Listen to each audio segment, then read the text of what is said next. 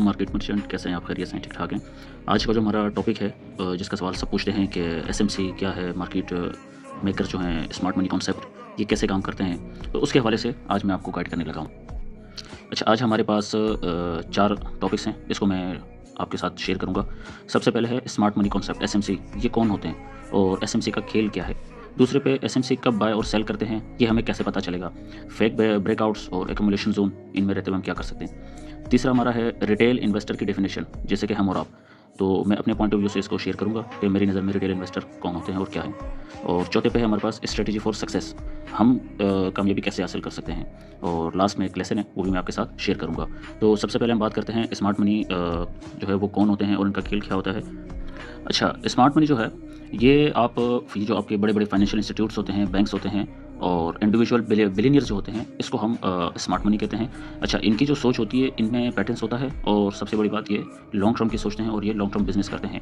Majority जो liquidity market की होती है, वो उसे कंट्रोल करते हैं। मार्केट को जैसे कि हम स्टॉक एक्सचेंज या क्रिप्टो की बात करें कि हम कहते हैं कि ये बड़ी-बड़ी वेल्स ने इसको कंट्रोल किया हुआ है। यहाँ पे ये कंट्रोल नहीं कर सकते, अदरवाइज़ मैनिपुलेट करते हैं और आसान लफ्ज़ों में ये मार्केट की मोस्टली जो लिक्विडिटी होती है, वो कंट्रोल इनके हाथ में होता है, ये कंट्रोल कर सकते हैं उसको। तो पूरी मार्केट को जो है ये कंट्रोल नहीं कर सकते, अदरवाइज़ मैनिपुलेशन इनके हाथ में होती है। बड़े-बड़े ऑर्डर्स लगाते हैं तो ये इसको मैनिपुलेट कर सकते हैं। अच्छा, दूसरा जो हमारा सवाल है वो है एसएमसी कब बाय और सेल करता है? ये आप मुझे पता है कि आप सब इसी के बारे में जानने की कोशिश करेंगे, तो मैं आपको बताता हूँ कि एसएमसी कब बाय और सेल करते हैं और हमें कैसे पता चलता है। जो एसएमसी होती है, ये मार्केट का डेटा और ऑन चेन एनालिसिस को जो है वो ट्रैक करके जो अनप्रोफेशनल ट्रेडर होते हैं उनको और उस डेटा के बिहाफ को जो ऑन चेन डेटा होता है और एनालिसिस होता है उसको यूज़ करके ये मार्केट को जो है लिक्विडेट करते हैं और जो अनप्रोफेशनल ट्रेडर होते हैं उनका डेटा जो है ट्रैक करके उनको लिक्विडेट करते हैं। तो एक तो हमें इस तरीके से ये जो काम करते हैं। अच्छा, ये जो थ्योरी है ये स्टैनफोर्ड यूनिवर्सिटी और लेवी लीग ने इसकी अपनी थ्योरी में भी इस चीज़ का जिक्र किया है कि जो मार्केट मेकर्स होते हैं स्मार्ट मनी, वो ऑन चेन डेटा को यूज़ करके और अनप्रोफेशनल ट्रेडर को ट्रैक करते हैं।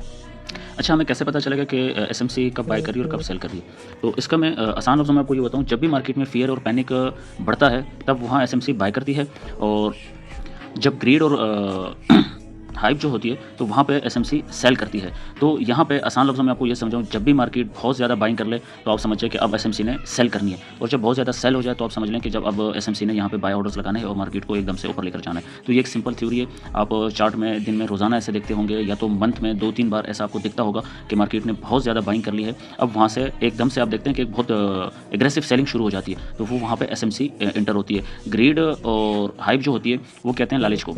जब भी मार्केट में लोग देखते हैं कि अब एग्रेसिव बाइंग आ रही है और बाइंग हो रही है, बहुत ऊपर जा रही मार्केट, वहाँ चढ़ती हुई ट्रेन में सारे ट्रेडर चढ़ जाते हैं। जो हम और आपकी तरह जो रिटेल ट्रेडर होते हैं, वो सारे उसमें चढ़ जाते हैं और मार्केट ऊपर जाती है। एसएमसी मजीद उसको ऊपर लेकर जाकर उनका डेटा ट्रैक करती है और फिर एकदम से उसमें अपनी सेलिंग्स डाल देती हैं, सेल एंट्री डाल के मार्केट को डंप करती हैं। इसी तरह जब फियर और पैनिक होता है, सब लोग सेल कर रहे होते हैं, वहाँ पे स्मार्ट मनी जो है बाइंग ऑर्डर्स अपने लगाती है और मार्केट को एकदम ऊपर लेकर जाती है और हमारे जितने भी स्टॉप लॉसेस होते हैं वो सारे हंट करके मार्केट ऊपर चली जाती है। अच्छा, फेक ब्रेकआउट जो है, ये यहाँ पे एसएमसी कैसे काम करती है? यहाँ पे आप इसको यूँ ले लें कि जब भी जो रिटेल ट्रेडर्स होते हैं वो न्यूज़ पे या बहुत बड़ी एक हाइप जब क्रिएट हो जाती है मार्केट में अपसाइड या सेल साइड, तो रिटेल ट्रेडर हाइप पे और न्यूज़ पे जब वो अपनी लेवरेज को ओपन करके ट्रेड लगाते हैं, तो वहीं पे एसएमसी जो है अपने सेल ऑर्डर लगा देती है, अपने एसेट सेल करने में लगा देती है और प्राइस को नीचे गिराती है और इतना गिराती है कि फिर उसको डिप से अगेन बाय कर लेती है, क्योंकि हमारे जो ऑर्डर्स होते हैं पेंडिंग ऑर्डर्स या दूसरी रस्म के लिए स्टॉप लॉसेस होते हैं, वो सारे हंट करके प्राइस को नीचे लेकर जाते हैं और नीचे लाकर फिर डिप से अगेन उसको बाय कर जाते हैं। और ये आपने कई बार मार्केट में देखा होगा कि मार्केट फेक आउट देती है और फिर एकदम से डंप आ जाती है नीचे,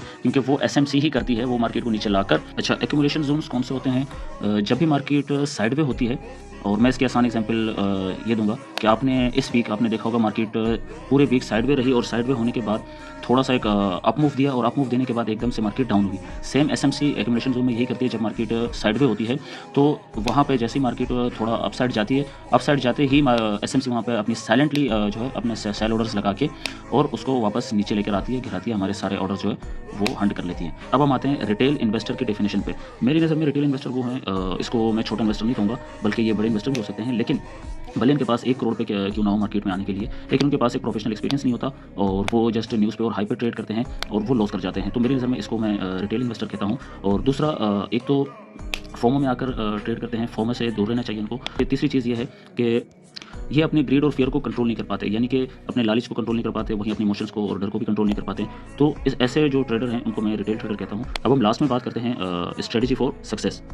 सिंपल आसान लफ्ज़ों में ये कहूँगा कि टारगेटेड बेस आपके पास चार्ट होना चाहिए, अपना लेजर मेंटेन होना चाहिए, जो लास्ट टाइम मैंने कंपाउंडिंग स्ट्रेटजी बताई थी, सेम उसी तरह। दूसरी बात ये है फोमो से दूर रहे, ठीक है? तब हम सक्सेस की तरफ जा सकते हैं। तीसरी ये है कि एसएमसी की स्ट्रेटजी को समझना है और प्रोफेशनल वे में कोशिश करनी है कि अपने माइंडसेट को डेवलप करके ट्रेड करें। और चौथी चीज़ ये है कि लॉन्ग टर्म प्लानिंग डेवलप करनी है। ये कोई 2-4 दिन की, 1 महीने की मार्केट नहीं है। आप बिज़नेस करने आए तो आप एक लॉन्ग टर्म प्लानिंग के साथ इसमें ट्रेड करें और बिज़नेस करें और अपना पोर्टफोलियो रेडी करें कि इतनी इन्वेस्टमेंट है और मैंने कितने टाइम तक इसमें ये बिज़नेस करना है और मेरा क्या टारगेट है इतने टाइम का। जब भी मार्केट डिप पर हो वहाँ से बाय करें और जब भी मार्केट पीक पर हो वहाँ से सेल करें। ये एक सिंपल फार्मूला है। यहाँ पे आपको स्ट्रेटजीज़ की किसी चीज़ की इतनी ज़रूरत नहीं पड़ती। जब मार्केट बहुत पीक पे जाए वहाँ से आप सेल करें और जब मार्केट डिप पर हो वहाँ से आप बाय करें। लास्ट में लेसन आपके साथ शेयर करूँगा मैं। लेसन आपके लिए ये है कि मार्केट में सिर्फ पैसा लगाना नहीं है, आपने मार्केट को समझना है और एक सोच डेवलप करनी है और 2-4 दिन के लिए नहीं आना। एटलीस्ट अगर आप मार्केट मर्चेंट के साथ ट्रेड कर रहे हैं तो आपको कम से कम 3 महीने का माइंड बिठा लेना है कि आप 3 महीने मार्केट मर्चेंट के साथ उनकी स्ट्रेटजीज़ और उनके बताए एक्सपर्ट्स के एनालिसिस जो है, इनसाइट्स जो हैं मार्केट के, वो देखते हुए कम से कम 3 महीने आप उनके साथ चलें, ताकि आपको अंदाज़ा हो कि मार्केट है क्या और आप कहाँ पे आए हैं। उम्मीद करता हूँ आपको वीडियो अच्छी लगी होगी। मुझे इजाज़त दीजिए। इंशाल्लाह मज़ीद अच्छी स्ट्रेटजीज़ और वीडियोज़ के साथ मैं आपके साथ दोबारा हाज़िर होऊँगा। अल्लाह हाफ़िज़।